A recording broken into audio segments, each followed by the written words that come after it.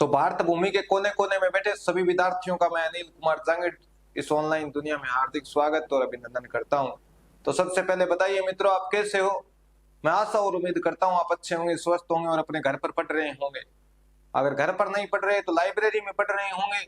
अगर लाइब्रेरी में नहीं पढ़ रहे तो कॉलेजों में धक्के खा रहे होंगे। अब आप कहोगे सर कॉलेजों में हम पढ़ते हैं, मुझे पता है कितने पढ़ते हो कितने नहीं पढ़ते। मैं भी कभी कॉलेजों में गया था और आपकी तरह घूमा था। इतना नहीं घूमा था किंतु घूमा जरूर था, पर कॉलेजों में पढ़ाई नहीं होती मेरे मित्रों। पढ़ना शुरू कर दो। हमने अंतिम क्लास में शुरू किया था भारत में सामाजिक और धार्मिक सुधार आंदोलन। उस क्लास को आपने देखा होगा, अगर नहीं देखा तो वो क्लास ऐप पर डल चुकी है, आप अच्छे से देखना, अच्छे से समझना। मैंने हर बात बताई है कि भारत में सामाजिक सुधार आंदोलन कैसे शुरू हुए, क्या कारण थे, किन लोगों ने शुरू किया, क्या वजह रही भारत में इन आंदोलनों को करना पड़ा। तो शुरू करें आज की क्लास। ये पार्ट नंबर 2 रहेगा और इस पार्ट नंबर 2 में आज पढ़े हम स्वामी दयानंद सरस्वती और उनका आर्य समाज। इन्होंने भी समाज सुधार में बहुत बड़ा योगदान दिया था मेरे मित्रों। जब पाखंड चरम सीमा पर था, जब मूर्ति पूजा अपनी ऊंचाइयों पर थी और भारत में ब्राह्मणवाद जैसी बातें होती थी, उसी समय समाज में एकता स्थापित करने का प्रयास किया और तथा मूर्ति पूजा करने वाले लोग थे उन पर जोरदार प्रहार किया। तो आज शुरू करते हैं आज की क्लास। और आज की क्लास में हम पढ़ेंगे स्वामी दयानंद सरस्वती। आप ये मत सोचना कि सर कुछ कम बता रहे हो, कम नहीं जी, जितना पूछा जाता है उतना मैं बता रहा हूं। तो शुरू कर दें। तो सीट बेल्ट कस लो आप। तो आओ जी, आपकी स्लाइड पर पहला नाम खुल गया है, स्वामी दयानंद सरस्वती। स्वामी दयानंद सरस्वती की मैं बात करूं तो इनका जन्म गुजरात के मोरबी नामक स्थान पर हुआ था। जो मोरबी वर्तमान में संगमरमर के लिए फेमस है। जितना भी आपके घरों में संगमरमर लगता है वो कहां से आता है जी? मोरबी से। अब आप कहोगे सर हमारे तो मकराना का संगमरमर लगा है। मकराना का नहीं लगा जी, क्योंकि मकराना में निकलना ही बंद हो गया। जो कुछ होता है संगमरमर वो कहां से होता है? तो मोरबी में होता है, वहीं से आता है। अब आप कहोगे ज्ञान मत बहान, जिस काम के लिए है वो कर। तो इनका जन्म मोरबी गुजरात में होता है। और गुजरात में कब हुआ? तो आप कहोगे सर 1824 में। कब हुआ था? 1824 में। बचपन का नाम इनका क्या था? मूल शंकर था। क्या था? मूल शंकर। कई बार पूछा गया है कि स्वामी दयानंद सरस्वती के बचपन का नाम क्या था, तो बताना मेरे मित्रों, मूल शंकर। जब ये मूल शंकर बच्चा था उस दौरान शिवरात्रि के दिन भगवान शंकर के मंदिर में शिवलिंग के ऊपर पड़े लड्डू को एक चूहा खा रहा था। तो इनको लगा कि यार, जो भगवान अपना भोजन नहीं बचा सकता, अपने शिवलिंग से चूहा नहीं हटा सकता, वो लोगों का भला कैसे कर सकते हैं? इन मूर्तियों में भगवान नहीं होता, ये केवल पाखंड है। ये बात स्वामी दयानंद सरस्वती ने कही थी। मैंने कुछ भी नहीं जोड़ा इसमें, मैंने पढ़ा है वही मैं बता रहा हूं। आपको लगे कि मूर्ति पूजा का विरोध कर रहा है, आपकी मर्जी। संविधान ने आपको स्वतंत्रता दी है, जैसी भी भक्ति करना चाहो आप कर सकते हो। पर स्वामी के मन में आया, उस बच्चे मूल शंकर के मन में आया कि यार, भगवान इस चूहे को नहीं हटा सकता तो हमारी गरीबी, हमारी ये दुर्दशा कैसे दूर कर सकता है। उसी दिन सत्य की खोज में निकल पड़े। कौन? स्वामी दयानंद सरस्वती, जो मूल शंकर के नाम से जाने जाते थे। समय बीतता गया, परिवार में लोगों से विवाद करने लगे, बातें करने लगे और पूछने लगे कि भगवान क्या है, क्या सच है, क्या मिथ्या है इस जग में, मुझे सब कुछ बताओ। किंतु परिवार के लोगों के पास कोई जवाब नहीं था। और 1846 के अंदर वो मूल शंकर नाम का बच्चा मोरबी गुजरात से अपना घर छोड़कर निकल जाता है। जैसे ही घर छोड़कर जाता है तो एक व्यक्ति मिलते हैं जिनका नाम था, क्या था? तो मेरे मित्रों, उनका नाम था स्वामी विरजानंद जी। क्या था? स्वामी विरजानंद। और स्वामी विरजानंद ने इस मूल शंकर को एक नया नाम दिया, शिष्य बनाया, और उस नए नाम का नाम आपको पता था क्या है? स्वामी दयानंद सरस्वती। तो आपसे पूछे स्वामी दयानंद सरस्वती को ये मूल शंकर नाम बचपन में था और बाद में इस नाम को परिवर्तन किसने किया? तो मेरे मित्रों, विरजानंद जी ने किया था। विरजानंद जी से पूछा कि गुरुजी, पूरे भारत में पाखंड अपनी चरम पर है, लोग कह रहे हैं कि हमारे अंदर भगवान आता है और मूर्तियों में भगवान बसता है, आप बताओ क्या है सच? क्या है मिथ्या, क्या है झूठ, क्या है पाखंड, क्या भगवान है या नहीं। तो विरजानंद कहते हैं कि तू चिंता मत कर, मैं तेरे को सब कुछ बताऊंगा। तभी स्वामी दयानंद सरस्वती विरजानंद से कहते हैं कि हमारे प्राचीन इतिहास से तो हमको भगवान का मेल मिलाप साफ दिखाई देता है। हमारी प्राचीन संस्कृति के अंदर भगवान का चर्चा था, किंतु ये पाखंड नहीं था। तो स्वामी विरजानंद जी वापिस रिप्लाई करते हैं कि प्राचीन भारत में वेदों पर आधारित समाज था। हमारी जो पूजा पद्धति थी प्राचीन भारत की, जिस भगवान की बात कर रहा है तू, वो वेदों पर आधारित थी, उसी से सब कुछ किया जाता था। तो स्वामी दयानंद सरस्वती विरजानंद से वेदों का ज्ञान लेते हैं और गुरु से पूछते हैं कि गुरु जी, इस दुनिया में कितने वेद है, सबसे प्राचीन वेद कौन सा है और सबसे ऑथेंटिक वेद कौन सा है, आप बताइए। वेदों में किस प्रकार की पूजा पाठ पद्धति का चर्चा किया गया है। तो मैंने आपको कहीं वैदिक सभ्यता का पाठ करवाया था, शायद याद होगा। उस दौरान मैंने बताया था कि भारत का सबसे प्राचीन वेद ऋग्वेद था, और उस ऋग्वेद के अंदर पूजा पद्धति क्या थी, याद होगी। मैंने बताया 33 प्रकार के देवता होते हैं, जिसको बांटा गया था आसमान के देवता, धरती के देवता, स्वर्ग के देवता, याद नहीं है शायद। और मैंने उस दौरान ये बताया था कि प्राचीन भारत के अंदर 8 प्रकार के विवाह होते थे। ये प्राचीन भारत के 8 प्रकार के विवाह कहाँ है, तो ऋग्वेद में है। अब आप कहोगे सर लव मैरिज थी या नहीं इन 8 प्रकारों में? बिल्कुल थी भैया। आप घर पर ये मत बोल देना कि सर ने बताया था कि प्राचीन भारत में ऋग्वेद में लव मैरिज का चर्चा है। नहीं जी, ऐसी बातें नहीं करनी, पर था, गंधर्व विवाह के नाम से जाना जाता था। अब आप कहोगे क्या पढ़ा रहा है दयानंद सरस्वती, पढ़ा रहा है या विवाह की बात कर रहा है? मैं तो वेदों की बात बता रहा हूं। और वेदों में यज्ञ पर बल दिया गया था। किस पर? यज्ञ पर बल दिया था। भक्ति का जो मार्ग था वो केवल तपस्या और यज्ञ था, मूर्ति पूजा का वेदों में कहीं चर्चा नहीं। और उसी दौरान स्वामी दयानंद सरस्वती कसम खाते हैं कि आज के बाद जो लोग मूर्ति पूजा करते हैं, जो लोग पाखंड को बढ़ाते हैं, जो समाज में ऊंच नीच करते हैं, कन्या हत्या, गाय हत्या और बाल विवाह जैसी कुरीतियों को अपनाते हैं, उनको हम बंद करेंगे। हम पूरा प्रयास करेंगे। इन्हीं कुरीतियों पर प्रहार करने के लिए वो मूल शंकर नाम का लड़का, जो स्वामी दयानंद सरस्वती नाम से फेमस हो चुका था, उन्होंने एक समाज की स्थापना की, जिस समाज को भारत में बड़े चाहों से, बड़े नाम से जाना जाता है, जिसका नाम है आर्य समाज। कौन सा समाज? आर्य समाज। इस आर्य समाज की स्थापना स्वामी दयानंद सरस्वती द्वारा वर्तमान बॉम्बे शहर में की गई थी। और कब की गई थी? तो मेरे मित्रों 1875 में। आपसे पूछे कि स्वामी दयानंद सरस्वती ने आर्य समाज की स्थापना कब की थी, तो बताना कब? 1875 में। कौन से स्थान पर? तो बॉम्बे में।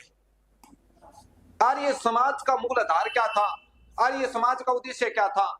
तो आर्य समाज का मूल उद्देश्य था वैदिक धर्म को पुनः स्थापित करना और समाज में ऊंच नीच को खत्म करना। तो जनता को नारा दिया, जो शिष्य थे उनको नारा दिया। किसने? स्वामी दयानंद सरस्वती ने। वो नारा कौन सा था? वेदों की ओर लौटो। किसकी ओर लौटो? वेदों की ओर लौटो। जो वेदों में पूजा पाठ पद्धति थी, वेदों में जिस प्रकार का समाज था, वैसा का वैसा समाज पुनः स्थापित करो। ये नारा आर्य समाज का इतना फेमस हुआ, आज भी आर्य समाज यही नारा लगाते हैं। कौन सा? कि वेदों की ओर लौटो। जो वेदों में कल्चर था, जो वेदों में संस्कृति दिखाई गई है, सनातन का मूल आधार ही वेद थे, उन पर बल किसने दिया? स्वामी दयानंद सरस्वती ने। और स्वामी दयानंद सरस्वती ने इस आर्य समाज में जुड़ने वाले लोगों से कहा कि इसके 28 नियम है। कितने नियम है? शुरू में जब आर्य समाज बना उस समय कितने नियम थे? 28। किंतु लोगों ने कहा कि महाराज जी 28 नियम फॉलो नहीं होते हमसे, नियम कुछ कम कीजिए। तो वर्तमान में आर्य समाज के 10 नियम है। आपसे कभी पूछा जाए कि आर्य समाज के नियम कितने हैं, उस दौरान आपका उत्तर होना चाहिए 10 नियम। किंतु जब आर्य समाज की स्थापना की गई थी 1875 में, उस समय नियम थे कितने? तो मेरे मित्रों उस समय 28 नियम थे। पर शिष्यों के कहने पर स्वामी दयानंद सरस्वती ने कुछ नियमों में छूट दी और अब कितने हैं? 10। अब आप कहोगे सर 10 नियमों में क्या है? जो वेदों में है, जो वैदिक समाज था वही नियम है। जैसे वेदों में था कि मूर्ति पूजा नहीं होगी, तो एक नियम तो यही हो गया, मूर्ति पूजा नहीं होगी। दूसरा कौन सा है? यज्ञ। यज्ञ पर बल दिया गया है। तीसरा कौन सा है? नशा नहीं करोगे। जो आर्य समाज के लोग हैं वो प्रत्येक दिन घर में क्या करेंगे? यज्ञ करेंगे। और ऊंच नीच नहीं करेंगे। ये कुल 10 नियम थे। इस प्रकार आपसे इतना नहीं पूछेंगे कौन से नियम थे, 10 थे। और आर्य समाज ने किसको सर्वे सर्वा माना? तो ऋग्वेद को, यानी वेदों को सर्वे सर्वे माना। और आर्य समाज ने या स्वामी दयानंद सरस्वती ने सबसे प्रमाणित ग्रंथ किसे माना है? ऋग्वेद को प्रमाणिक। समझ गए? ऑथेंटिक। आपके मन में आएगा कि सर आप ये बात कैसे कह रहे हो कि प्रमाणिक ग्रंथ माना है? तो भैया कुछ लोग आज भी वेदों पर सवाल उठाते हैं कि ये बातें हैं, बातों का क्या? पर मेरे मित्रों, आपको याद रखना, ये बातें नहीं, ये सच है, ये हमारा उज्जवल इतिहास है। पढ़ लेना इतिहास हमारा, पढ़ लेना इतिहास हमारा। रक्त से शब्द सजाए हैं, शीश कटे धड़ लड़े, तभी तो हिंदू कहलाए हैं। हमारा उज्जवल इतिहास है। मैंने वैदिक सभ्यता में एक एक बात बताई थी। अगर वैदिक सभ्यता याद है तो आपको पता चल सकता है कि यार ये समाज वेद क्या थे। मेरे ख्याल से बातें आसानी से समझ आ रही होगी। अगर नहीं आ रही तो वीडियो बैक करके देखना, पढ़ना अच्छे से। आर्य समाज की स्थापना बॉम्बे में हुई 1875 में, किंतु बाद में आर्य समाज का प्रभाव कहीं दिखा सबसे ज्यादा तो वो अपने उत्तर भारत में दिखा। कहां दिखा? महाराष्ट्र में स्थापना हुई, किंतु उत्तर भारत में इसका प्रभाव दिखा। वर्तमान पंजाब और हरियाणा में बड़ा प्रभाव है आर्य समाज का। पंजाब और हरियाणा, आपसे पूछा जा सकता है कि यार ये समाज का सबसे ज्यादा प्रभाव कहां रहा था? पंजाब में, पंजाब के बाद हरियाणा में।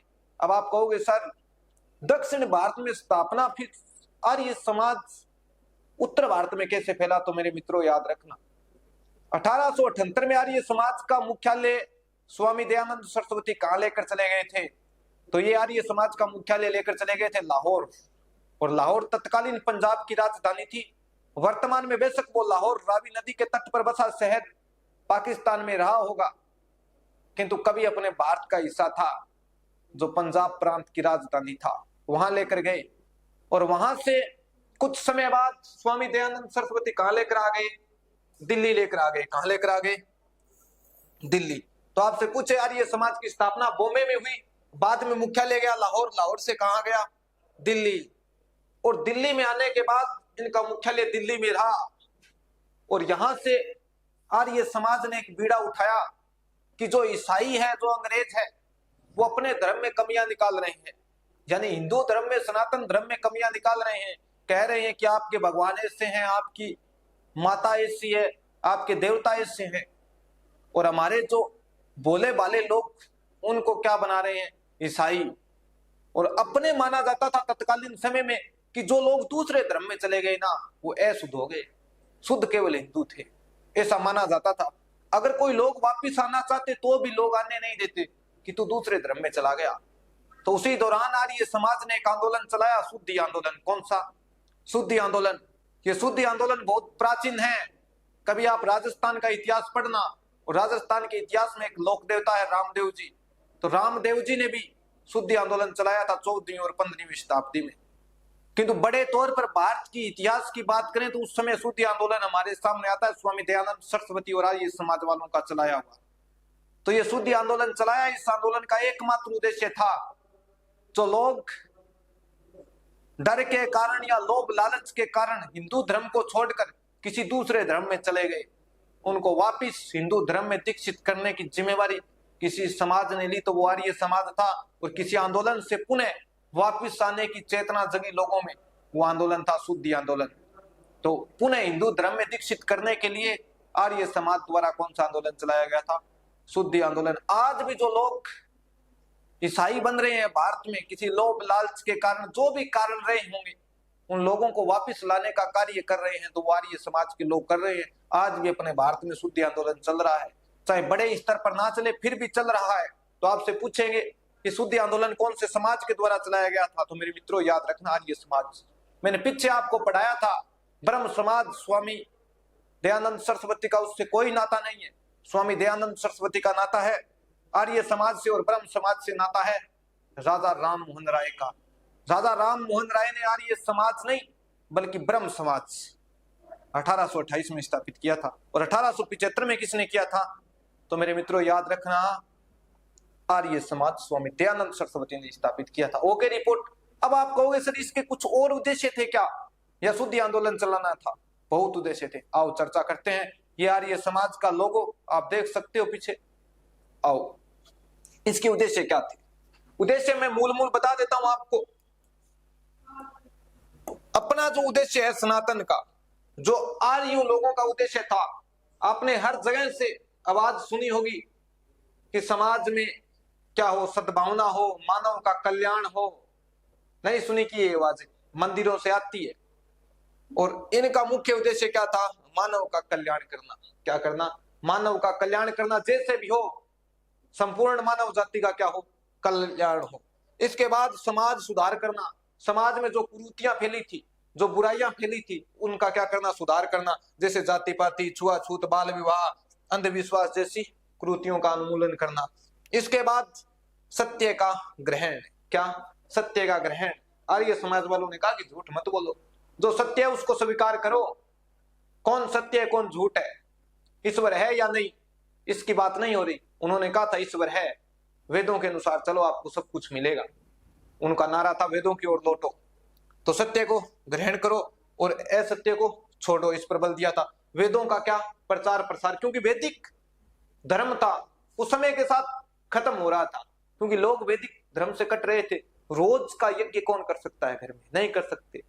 लोग नशे की तरफ बढ़ रहे थे। वेदों में कभी जाति पांति नहीं थी। वेदों में मैंने बताया था जात नहीं थी, वर्ण थे 4, क्षत्रिय, वैश्य, शूद्र, याद है, ब्राह्मण, ये 4 वर्ण थे, जाति नहीं थी। तो वेदों का प्रचार प्रसार करना, और मूल स्रोत ही ज्ञान का क्या है? वेद है। और ये सामाजिक सुधार, ये तो मूल उद्देश्य हो ही गए। शिक्षा का क्या करना?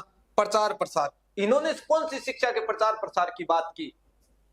मैंने जब राजा राम मोहन राय पढ़ाया उस टाइम मैंने बताया था, राजा राम मोहन राय अंग्रेजी शिक्षा पर बल देते थे, पाश्चात्य संस्कृति पर बल देते थे।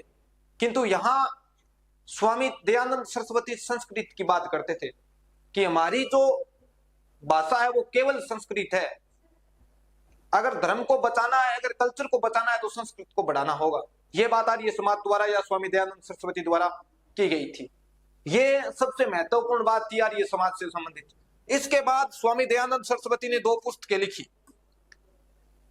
2 पुस्तकें लिखी, दोनों ही महत्वपूर्ण हैं। एक पुस्तक का नाम है सत्यार्थ प्रकाश, हिंदी में लिखी गई थी, संस्कृत में नहीं है। पूछा जा सकता है कि सत्यार्थ प्रकाश पुस्तक किस में लिखी हुई है, तो उस समय आपके मन में आना चाहिए कि सर आप बात तो संस्कृत की कर रहे थे, पर यह किस में लिखी हुई है? ये हिंदी में लिखी हुई है। दूसरी पुस्तक कौन सी है? तो याद रखना मेरे मित्रों, अद्वैत मत का खंडन। ये 2 पुस्तकें स्वामी दयानंद सरस्वती द्वारा लिखी हुई है। आपसे पूछा जा सकता है सत्यार्थ प्रकाश के बारे में। आज भी आर्य समाज के लोगों द्वारा ये पुस्तक बड़े चाव से पढ़ी जाती है, और जो लोग आर्य समाज के शिविरों में जाते हैं उनको ये पुस्तक बांटी जाती है। कभी मौका लगे तो मैं कहता हूं आप ये पुस्तक जरूर पढ़ना। इस पुस्तक का प्रकाशन राजस्थान के अजमेर शहर में हुआ था। अब आप कहोगे सर राजस्थान की कैसे बात कर रहे हो बार बार? तो मेरे मित्रों, स्वामी दयानंद सरस्वती का जन्म बेशक गुजरात में हुआ था, किंतु मृत्यु कहां हुई थी? राजस्थान में हुई थी। आर्य समाज के प्रचार प्रसार का केंद्र कहीं रहा तो वो उत्तर भारत रहा था। उत्तर भारत के मुख्य राज्य कौन से हैं? तो आपको पता है पंजाब, हरियाणा, उत्तर प्रदेश, राजस्थान, यही था। यही हिंदी भाषी क्षेत्र था, यही संस्कृत समझता था। आप आज मन में ला सकते हो कि पंजाब की पंजाबी, हरियाणा की हरियाणवी, राजस्थान की राजस्थानी है, पर हम हिंदी भाषी में काउंट होते हैं जी। बेशक हरियाणवी अलग रही होगी, राजस्थानी अलग रही होगी, किंतु मानी किसकी भाषा जाती है? हिंदी की बोली मानी जाती है। तो मेरे मित्रों, स्वामी दयानंद सरस्वती का जन्म गुजरात और मृत्यु राजस्थान में होती है। इससे पहले कुछ चर्चा करता हूं मैं आपके साथ, इन्होंने किस किस की बात की थी। तो इन्होंने वेदों की तो बात की थी, वेदों की तो मैंने पूरी बात आपके साथ कर ली थी, किंतु इन्होंने सबसे पहले किसी बात की बात की थी, तो वो किसकी की थी? तो याद रखना किसकी की थी? पहली बार किसी व्यक्ति ने स्वदेशी, स्वराज और स्वभाषा की मांग उठाई थी। जब अंग्रेजों का राज था तो इन्होंने कहा था कि हमारे खुद का राज होना चाहिए, स्वराज, यानी हमारे खुद का राज। जो हम सामान यूज करते हैं, घर में वस्तुएं यूज करते हैं, वो कौन सी होनी चाहिए? स्वदेशी होनी चाहिए। और भाषा भी कौन सी होनी चाहिए? स्वभाषा। जब मैं राजस्थानी की बात करता हूं तो उस टाइम लोगों के मन में आता है कि राजस्थानी कैसे, तू कैसे राजस्थानी की बात कर सकता है? हमारी हिंदी है, हो सकती है, किंतु स्वामी दयानंद सरस्वती ने आज से कितने साल पहले कह दिया था कि कौन सी होनी चाहिए, सब की भाषा होनी चाहिए, स्वयं की भाषा होनी चाहिए, स्वयं का क्या होना चाहिए, राज होना चाहिए और स्वदेशी वस्तु होनी चाहिए। किसी व्यक्ति ने सबसे पहले स्वराज शब्द का उपयोग किया था, तो वो कौन थे? स्वामी दयानंद सरस्वती। मैं आगे आपको बाल गंगाधर तिलक पढ़ाऊंगा, उस समय बताऊंगा कि बाल गंगाधर तिलक ने कहा था अंग्रेजों से कि अंग्रेजों, स्वराज मेरा जन्मसिद्ध अधिकार है, मैं उसको लेकर रहूंगा। तो उस समय आपको याद आना चाहिए कि स्वराज शब्द को किसने यूज किया था पहले? स्वामी दयानंद सरस्वती ने। फिर आपके मन में आएगा कि सर इस स्वराज शब्द का हमने चर्चा सुना है कि वीर शिवाजी महाराज ने भी उपयोग किया था। बिल्कुल जी, पहली बार मौखिक रूप से किसी व्यक्ति ने स्वराज शब्द का उपयोग किया था, वो वीर शिवाजी थे। लिखित रूप में किसी व्यक्ति ने किया, तो वो कौन थे? स्वामी दयानंद सरस्वती। स्वराज, स्वभाषा, स्वदेशी पर बल देने वाले व्यक्ति स्वामी दयानंद सरस्वती, और वेदों की ओर लौटो नारा देने वाले स्वामी दयानंद सरस्वती, और संस्कृत का उत्थान चाहने वाले भी स्वामी दयानंद सरस्वती। उसके बाद स्वामी दयानंद सरस्वती वेदों में विश्वास करते थे, तो उन्होंने कहा था कि जन्म आधारित वर्ण व्यवस्था की क्या है आलोचना। किसकी? जन्म आधारित जो वर्ण व्यवस्था, उसकी आलोचना की थी। अब आप कहोगे सर ये बात नहीं समझ में आई। बिल्कुल सुनो, फिर मैंने आपको वैदिक सभ्यता पढ़ाई, उस समय बताया कि भारत में 4 वर्ण थे। शुरू में हमारे जाति नहीं थी, 4 वर्ण थे, ब्राह्मण, क्षत्रिय, वैश्य, शूद्र, वेदों में थे। यह नहीं था कि जो व्यक्ति क्षत्रिय है उसके घर में जो संतान होगी वो क्षत्रिय कहलाएगी। जैसे वर्तमान में जाति नहीं, क्या अगर राजपूत के घर में पैदा हुआ है तो वो राजपूत ही कहलाएगा, अगर खाती के घर में पैदा हुआ है तो वो खाती कहलाएगा। वो काम ना करे चाहे राजपूत वाला, नहीं वो खाती वाला काम करे, खाती के घर पैदा होगा, किंतु वो कहलाएगा क्या? राजपूत और खाती कहलाएगा। पर अपने प्राचीन भारत में जो 4 वर्ण थे, ब्राह्मण, क्षत्रिय, वैश्य और शूद्र, अगर कोई व्यक्ति उस समय ब्राह्मण के घर पैदा होता है, अगर वो काम करता है लड़ाई का, देश की रक्षा का, योद्धा है, तो वो कौन से वर्ण में जाएगा? क्षत्रिय वर्ण में जाएगा। ऐसा नहीं कि ब्राह्मण के घर पैदा हो गया वो ब्राह्मण ही कहलाएगा, नहीं। अगर कोई व्यक्ति क्षत्रिय के घर पैदा होता है और वो यज्ञ हवन करवाता है, तो वो व्यक्ति क्या कहलाएगा? ब्राह्मण कहलाएगा। ये बात ध्यान रखना। किंतु जब स्वामी दयानंद सरस्वती का जन्म हुआ, उस समय वो वर्ण व्यवस्था विलुप्त हो चुकी थी, गुप्त काल के आसपास आते आते। तो इन्होंने कहा कि जन्म आधारित वाला काम बंद करो जी, क्योंकि कई बार ऐसा होता है, किसी जाति की बात न करते हुए मैं सीधा एक एग्जांपल दूंगा अपनी देसी भाषा में। कोई व्यक्ति खाती के घर जन्म लेता है और खाती का कार्य होता है, क्या होता है?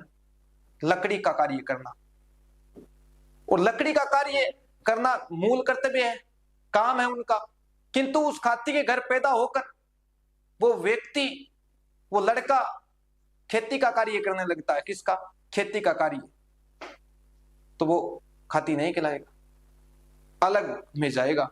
किंतु वर्तमान में ये सिस्टम चल रहा है, जिसके पैदा हो गया वही कहलाएगा, चाहे किसी के घर पैदा हो, चाहे वो काम कुछ भी करे। प्राचीन भारत में ऐसा नहीं था। हमारे वर्ण काम के आधार पर बटे थे। अगर एक परिवार में 4 व्यक्ति है, चारों अलग अलग काम करते हैं, पहला खेती का करता है तो वैश्य कहलाएगा। अगर एक व्यक्ति उसमें युद्ध करता है, सीमा पर लड़ता है, तो क्षत्रिय कहलाएगा। अगर उसमें एक व्यक्ति यज्ञ हवन कर्मकांड करवाता है तो ब्राह्मण कहलाएगा। स्वामी दयानंद सरस्वती ने इसी बात पर बल दिया था कि जो प्राचीन भारत में वेदों में था वही होना चाहिए अपने भारत में। इसके बाद छुआछूत का क्या किया था? विरोध किया था। सती प्रथा, बाल विवाह, बहु विवाह जैसे, ये तो बात हमने कर ली। इनका तो विरोध जमकर किया था आर्य समाज ने। आज भी आर्य समाज के लोग बाल विवाह को प्रमोट नहीं करते।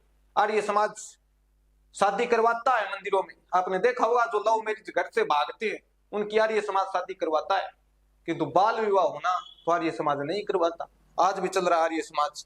और यज्ञों का क्या किया था? समर्थन किया था। आपसे पूछा जा सकता है कि भारत में यज्ञों का समर्थन किसने किया था? तो आर्य समाज ने किया था। और कौन सी भक्ति पर बल दिया था? तो मेरे मित्रों, मूर्ति पूजा पर नहीं, कौन सी पर? निर्गुण भक्ति पर बल दिया था, ना कि सगुण। हो सकता है मैं वेदों की बात करूं और आपके मन में आए कि हनुमान जी की मूर्ति लगा के या माता जी की मूर्ति लगाकर पूजा की जाती हुई, नहीं। प्रत्येक दिन यज्ञ करना अनिवार्य था जो आर्य समाज के लोग थे। आज भी जो आर्य समाज के लोग हैं वो यज्ञ नहीं कर पाते। कुछ कर पाते हैं, कुछ नहीं कर पाते, फिर भी वो आर्य समाजी है, क्योंकि 10 नियम थे आर्य समाज के, वो 10 नियम फॉलो करने होते थे। आज नहीं हो रहे, फिर भी आर्य समाज के लोग आज भी अपने भारत में है। इसके बाद स्वामी दयानंद सरस्वती की मृत्यु हुई। मृत्यु की बात मैं आगे करूंगा। मृत्यु के बाद आर्य समाज 2 भागों में डिवाइड हो गया।